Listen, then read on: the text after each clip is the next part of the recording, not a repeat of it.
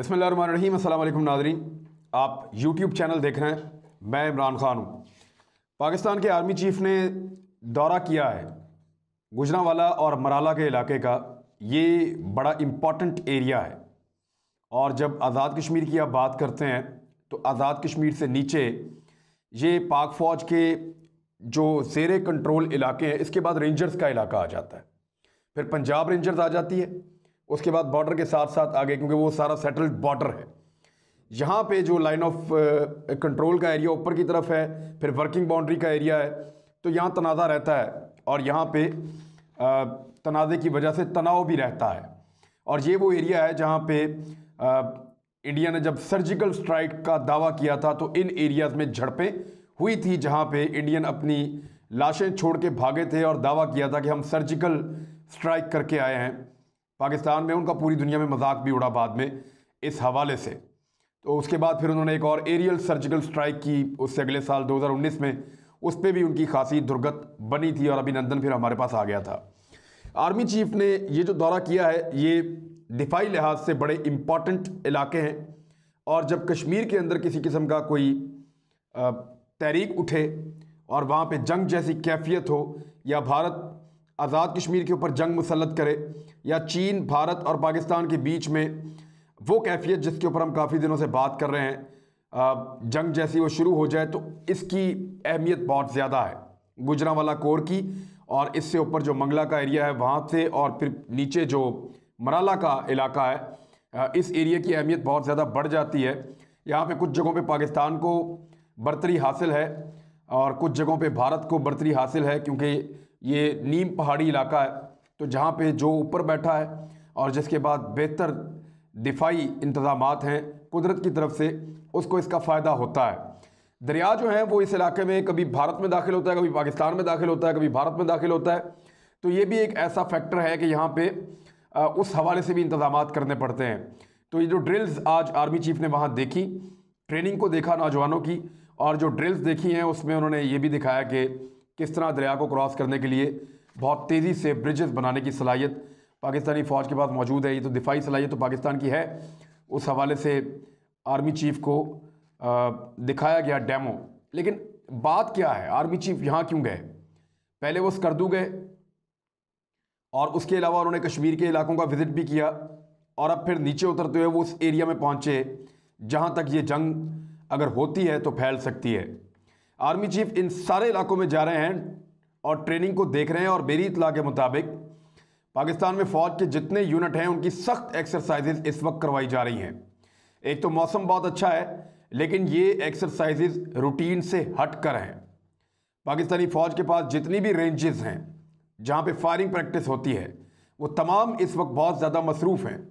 और इसी तरह चीन के अंदर जितनी रेंजेस हैं जहाँ पे फायरिंग प्रैक्टिस होती है या जहाँ पे फ़ौजियों की तरबियत होती है, वो तमाम की तमाम इस वक्त बहुत ज़्यादा मसरूफ़ हैं। पाकिस्तान और चीन किसी भी जंग के लिए अपने आप को मुकम्मल तौर पे तैयार कर रहे हैं। ये मैं आपको फिर बता रहा हूँ कि पाकिस्तान की एयरफोर्स ने इस्लामाबाद के करीब मशक़ें की हैं। कुछ अर्सा पहले उन्होंने लाहौर के करीब मशक़ें की थी, मोटरवे पे जहाज़ उतारने की, इमरजेंसी लैंडिंग की और दोबारा से उसको उड़ाने की। और इस हवाले से जो स्ट्रेटजी है उसको मुकम्मल किया गया है कि एयरफोर्स किस मौके पर किस जगह पे किस तरह जवाब देगी और किस तरह अटैक करेगी, इंडिया के वीक पॉइंट कौन से हो सकते हैं। तो सारी हिकमत अमली बनाई गई है। भारतीय मीडिया के मुताबिक या भारतीय हुकूमत के मुताबिक पाकिस्तान और चीन ने लाइन ऑफ कंट्रोल और लाइन ऑफ एक्चुअल कंट्रोल दोनों तरफ मिलजुल कर एक दिफाई निज़ाम नस्ब कर दिया है जिसका भारत के पास तोड़ नहीं है। एक ऐसा एंटी एयरक्राफ्ट मिसाइल सिस्टम जो दोनों तरफ मौजूद है और इवन वो मिसाइल्स को डिस्ट्रॉय करने की सलाहियत भी रखता है। तो पाकिस्तान और चीन ने मुश्तरका तौर पे एक जंगी हिकमत अमली बनाई है और अब दोनों तरफ की फ़ौजें जंग की तैयारी और जंग की हिकमत अमली के हवाले से आखिरी मराहिल में दाखिल हो चुकी हैं। और पाकिस्तान के आर्मी चीफ का ये दौरा इस हवाले से बहुत इंपॉर्टेंट है।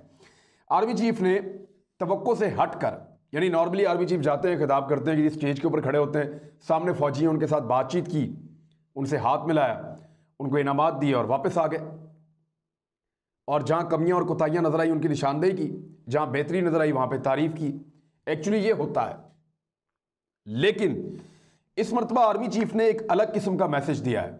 भारत तो अपने टैंक लेकर चला गया ना। मैं उस दिन आपको बता रहा था कि 17,000 फुट की बुलंदी पे जहां टैंक काम ही नहीं कर सकता वहां पे टैंक चढ़ा दिए उन्होंने, बॉलीवुड फिल्मों से मुतासिर होकर।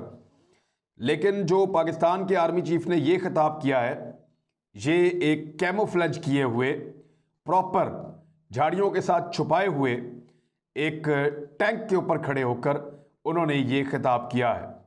इसकी अहमियत का आप अंदाज़ा लगा सकते हैं। टैंक के ऊपर बाकायदा झंडा मौजूद था और टैंक के फ्रंट के ऊपर एक प्लेट लगी हुई थी 4 स्टार की, कि बिकॉज पाकिस्तान आर्मी चीफ उसके ऊपर खड़ा है तो वो 4 स्टार है। और आर्मी चीफ ने टैंक के ऊपर खड़े होकर एक पैगाम दिया है। और ये वो एरिया है, चवंडा का महाद इससे थोड़ा दूर है, जहां पर टैंकों की एक बहुत बड़ी जंग हुई थी भारत और पाकिस्तान के बीच में, और भारत को बड़ी खौफनाक शिकस्त हुई थी। और अपने जिस्मों के साथ बम बांधकर जो नौजवान थे, फौजी जवान, उन्होंने भारत के टैंक तबाह कर दिए थे। तो ये उसके करीब ही एक इलाका है और मराला का एरिया, जहां पे आर्मी चीफ ने कैमोफ्लेज एनवायरनमेंट के अंदर झाड़ियों के करीब खड़े हुए एक टैंक के ऊपर, जिस टैंक को भी पूरी तरह से कैमोफ्लेज किया गया था, खड़े होकर नौजवानों को एक पैगाम दिया है। और ये पूरी पाकिस्तान की फौज के लिए और भारत के लिए एक खुला पैगाम है कि we are ready for war. मेरे ख्याल में वो वक्त जिसका पाकिस्तानी बड़े लंबे अरसे से इंतज़ार कर रहे थे वो अब दूर नहीं है और कश्मीर की आज़ादी शायद हमारे करीब आती चली जा रही है। जंग से अवॉइड करना चाहिए, लेकिन भारत की हठधर्मी और कश्मीरियों पे उसका लगातार जुल्म जंग की तरफ हर गुजरते लम्हे को बढ़ाता चला जा रहा है। अब आ जाएं आप एक और बहुत बड़े इशू के ऊपर, जो फैटफ का इशू है, और उसमें एक खबर दी गई कि सऊदी अरब ने पाकिस्तान के खिलाफ वोट कर दिया है। मैं कुछ हकायक आपके सामने रखता हूं ताकि मामला क्लियर आ जाए। ये जो इस दफ़ा फैटफ का इजलास होना है, ये 21 अक्टूबर से 23 अक्टूबर तक, यानी आज का दिन, मैं आज आपको बात कर रहा हूं तो 23 अक्टूबर है, जुमे का दिन है। फैटफ का इजलास 21 अक्टूबर को शुरू होना था बुध के दिन और 23 अक्टूबर तक चलना था पेरिस में। और इसके अंदर जो ममालिक की तादाद है वो 39 है, 39 ममालिक हैं। 39 ममालिक जो हैं फैटफ के अंदर, उनमें से मैं आपको चंद के नाम बता देता हूं। इसमें Argentina, Australia, Canada, China, Denmark, European Commission, Finland, France, Germany, यूनान, Gulf, Hong Kong, China, Iceland, India, Ireland, Israel, Italy, Japan, Korea, Malaysia, Mexico, Netherlands, New Zealand, Norway, Portugal, America, बरतानिया, तुर्की, Switzerland, Sweden, Spain, South Africa, Singapore, Saudi Arabia और Russian Federation, ये ममालिक इसके अंदर हैं। 39 ममालिक हैं जो मेंबर्स हैं इसके, 39 मेंबर्स इसके हैं, जिनमें से पाकिस्तान के पास चीन की, तुर्की की और मलेशिया की खुली हमायत हासिल है पाकिस्तान को। और पाकिस्तान को इन 39 ममालिक में से ग्रे लिस्ट से निकलने के लिए 12 मेंबर्स की अप्रूवल चाहिए। 39 मेंबर्स में से 12 मेंबर्स की अप्रूवल चाहिए पाकिस्तान को। और पाकिस्तान के हवाले से सऊदी अरब ने पाकिस्तान के खिलाफ वोट डाला या नहीं, इसके बारे में ये कैसे हो सकता है वक्त से पहले।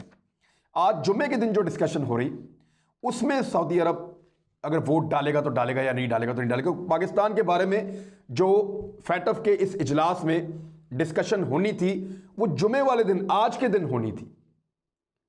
कल जो खबर आई वो झूठी थी, इसलिए कि कल तो डिस्कशन ही नहीं हुई। पाकिस्तान 23 तारीख को डिस्कस, आज की तारीख को डिस्कस होगा और आज पता चलेगा कौन पाकिस्तान के साथ खड़ा है और कौन पाकिस्तान के खिलाफ खड़ा है। वहां बहुत ज्यादा प्रोपेगेंडा होता है। भारत ने बराह रास्त जाकर बहुत सारे मुल्कों से मुलाकात की और उन तमाम ममालिक को यह कहा कि पाकिस्तान को ब्लैक लिस्ट में डाला जाए। पाकिस्तान के खिलाफ प्रोपेगेंडा किया। पाकिस्तान ने अपने तय तमाम मुल्कों से मुलाकात की और उन ममालिक को कहा कि पाकिस्तान को ग्रे लिस्ट से निकालकर वाइट लिस्ट में डाला जाए। और पाकिस्तान ने बड़ी जिम्मेदारी का मुजाहरा किया है। फैटफ का जो कानून है, अब फैटफ के कानून पे आ जाए ना आप। फैटफ का जो कानून है वो ये कहता है कि पाकिस्तान को ग्रे लिस्ट से निकलने के लिए जो 27 नुकात बताए गए थे फैटफ की जानिब से, उनमें से 13 टास्क पूरे करने थे। 27 में से 13 टास्क पूरे करने थे पाकिस्तान को ग्रे लिस्ट से निकल के वाइट लिस्ट में आने के लिए। अब हुआ क्या, पाकिस्तान के बकौल पाकिस्तान ने 21 नुकात पूरे किए हैं और फैटफ के जो मेंबर ममालिक हैं वो सारे इस बात को मानते हैं कि पाकिस्तान में 27 में से 21 टारगेट अचीव कर लिए हैं। 27 में से 21 पॉइंट्स जो हैं उनके ऊपर पाकिस्तान ने, टास्क जो है उनके ऊपर पाकिस्तान ने अमल कर लिया है और 13 के ऊपर अमल करना था, यानी जितने करने थे उससे भी लगभग 8 पॉइंट्स पाकिस्तान आगे निकल गया है। और जो पाकिस्तान को वोट चाहिए वो 39 में से 12 मेंबर्स की हिमायत चाहिए फैटफ से, ग्रे लिस्ट से निकलने के लिए। तो अब क्या होगा क्या नहीं होगा ये तो पता चलेगा आज शाम को 7 बजे। 7 बजे जो है वो फैटफ का फाइनल इजलास है जिसके अंदर ब्रीफिंग होगी और उसमें बताया जाएगा कि पाकिस्तान ग्रे लिस्ट में है या पाकिस्तान वाइट लिस्ट में जा रहा है, क्योंकि पाकिस्तान के ब्लैक लिस्ट में जाने के इम्कानात ज़ीरो हो गए हैं, बिल्कुल ख़त्म हो गए हैं, सवाए इसके कि एक बदतरीन किस्म की नाइंसाफ़ी हो जाए, अमेरिका, इंडिया, इसराइल और दूसरे पाकिस्तान के सारे मुखालिफ ममालिक मिलके सब ममालिक को मजबूर करके पाकिस्तान को ब्लैक लिस्ट में धकेल दें तो वो एक अलग बात है। लेकिन पाकिस्तान के ज़्यादा इम्कानात ये हैं कि पाकिस्तान ग्रे लिस्ट के अंदर रहेगा, क्योंकि अभी अमेरिका ने पाकिस्तान से बहुत सारे काम लेने, भारत को बड़ी तकलीफ़ है, इसराइल को इमरान खान से बहुत तकलीफ़ है जब उन्होंने कहा कि मैं इसराइल को तस्लीम नहीं कर सकता क्योंकि मैंने अपने अल्लाह को जवाब देना है, और इसराइल का इन्फ्लुएंस बहुत सारे ममालिक के ऊपर है। यानी आपने ये देखना है कि इसमें इन्फ्लुएंशियल ममालिक कौन कौन से हैं। बरतानिया इन्फ्लुएंस करने वाला ममालिक है, यूरोपीय यूनियन के बहुत सारे ममालिक पे वो इन्फ्लुएंस कर सकता है, वो पाकिस्तान के हक़ में आता है, ये खिलाफ बहुत इंपॉर्टेंट है। अमेरिका इन्फ्लुएंस करने वाले ममालिक में से है, उसने पाकिस्तान से बहुत काम लेना है अफगानिस्तान में, अभी वो पाकिस्तान को ग्रे लिस्ट में रख के एक प्रेशर में लेने की कोशिश करेगा। इसराइल जो है वो पाकिस्तान के शदीद खिलाफ है, क्योंकि इमरान खान साहब ने क्लियर स्टेटमेंट दिया जो इससे पहले किसी हुक्मरान ने गुज़िश्ता चंद दहाइयों में नहीं दिया, तो उसकी वजह से इसराइल का इन्फ्लुएंस जो है वो बहुत सारे ममालिक पे है। सऊदी अरब डिपेंड करता है कि सऊदी अरब, जहाँ सऊदी अरब जाएगा वहीं गल्फ ममालिक जाएंगे, तो वो सऊदी अरब के ऊपर भी डिपेंड करता है। तो ऑस्ट्रेलिया पाकिस्तान की बजाय इंडिया का साथ देता है हमेशा, कनाडा के ऊपर आप देखें न्यूजीलैंड हो सकता है पाकिस्तान का साथ दे।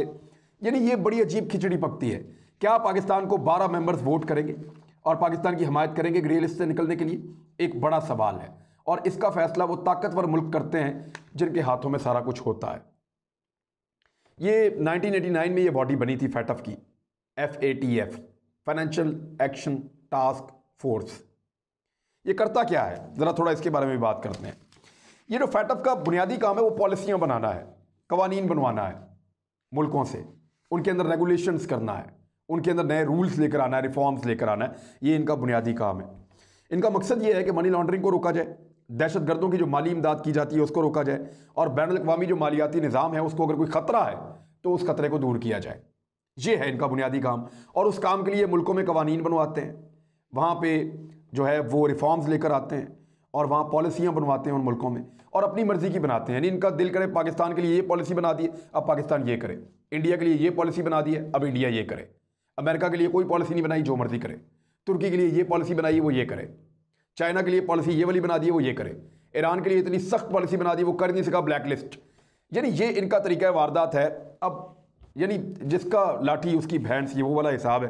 बहरहाल पाकिस्तान ने पूरी कोशिश की है, अगर फैटफ के कानून के मुताबिक इंसाफ के साथ देखा जाए तो पाकिस्तान ने 27 में से 21 पॉइंट के ऊपर जो है वो कामयाबी से जो है वो अचीव किया उनको, और जो बाकी 6 रह गए हैं, जो 6 रह गए हैं उनको भी 20% अचीव किया है। तो पाकिस्तान की अचीवमेंट बहुत बड़ी है, हमने बड़ी कुर्बानी दी है और बहुत सख्त कवानीन बनाए हैं, लेकिन अभी भी डिपेंड करता है दुनिया की सियासत के ऊपर कि दुनिया किस तरफ वोट डालती है और किस तरफ नहीं डालती। ये बहुत इंपॉर्टेंट है। सऊदी अरब ने वोट डाला या नहीं डाला, या पाकिस्तान की हमायत की या मुखालफत की, इसका फैसला आज होगा, और शाम को 7 बजे पाकिस्तान टाइम के मुताबिक, क्योंकि GMT टाइम है 2 बजे का, तो 5 घंटे का फ़र्क होता है, तो पाकिस्तान टाइम के मुताबिक शाम को 7 बजे ब्रीफिंग होगी, और 7-8 बजे ये खबर ब्रेक हो रही होगी जुमे वाले दिन, आज के दिन, कि पाकिस्तान फैटफ की ग्रे लिस्ट में रहता है या उससे निकल जाता है। इस ग्रे लिस्ट में आया था पाकिस्तान जून 2018 में, और ये पाकिस्तान को इजाफी टाइम मिला क्योंकि जून 2020 के अंदर ये इजलास होना था, लेकिन अब जो है वो ये इजलास होगा, अब हो रहा है इस महीने अक्टूबर में, लिहाजा क्योंकि कोरोना वायरस की वजह से ये आगे चला गया था। अब तक के इम्कानात मैं आपको बता देता हूँ कि 50-50 इम्कान है, या पाकिस्तान ग्रे लिस्ट में रहेगा या पाकिस्तान वाइट लिस्ट में चला जाएगा। अगर कानून और इंसाफ के साथ हुआ तो पाकिस्तान वाइट लिस्ट में जाएगा, लेकिन अगर जिसकी लाठी उसकी भैंस या ज़बरदस्त का अंगूठा सर पे, तो फिर ठेंगा सर पे, तो फिर वो तो होगा ऐसा कि पाकिस्तान ग्रे लिस्ट में रह जाएगा, लेकिन पाकिस्तान ब्लैक लिस्ट में नहीं जाएगा। ये मेरा ईमान भी है और ये पक्की बात है क्योंकि पाकिस्तान ने बड़ी कुर्बानी दी है और बड़े मुश्किल हालात के अंदर वो टास्क पूरे किए हैं, तो ब्लैक लिस्ट में तो नहीं डाल सकते। अब कानून और इंसाफ के मुताबिक तो वाइट लिस्ट में जाना चाहिए, और अगर पाकिस्तान वाइट लिस्ट में गया तो याद रखिएगा कि इस मुल्क को बहुत फ़ायदा होगा, बहुत फ़ायदा होगा। ग्रे लिस्ट में रहा तो मामला शायद ऐसे ही रहेंगे, ब्लैक लिस्ट में खुदा न खास्ता गया तो बहुत बुरे हालात होंगे, लेकिन ग्रे और वाइट के बीच में 50-50 है, ब्लैक के चांसेस निश्ता। अब तक के लिए इतना ही, अपना ख्याल रखिएगा, हमारे चैनल का भी। अल्लाह हाफिज़।